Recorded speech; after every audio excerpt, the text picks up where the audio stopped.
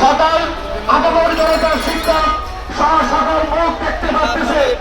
আর বিশেষ করে বলতে চাই মানব শিক্ষা উপদেষ্টা, মানব শিক্ষা সচিব সহ শিক্ষা সংশ্লিষ্ট যারা আছেন, মাননীয় প্রধান উপদেষ্টার দৃষ্টি আকর্ষণ করছি। আপনি দেখুন যে সকল নৃত্যকারী শিক্ষকরা দীর্ঘ 41 বছর বৈষম্য শিকার হয়েছে।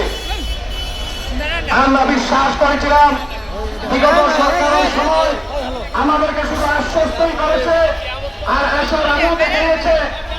আমরা সেই আশার আলো দেখে আমরা বিশ্বাস করেছিলাম যে স্বতন্ত্র ইত্যাদি মাদ্রাসাগুলো হয়ে যাচ্ছে।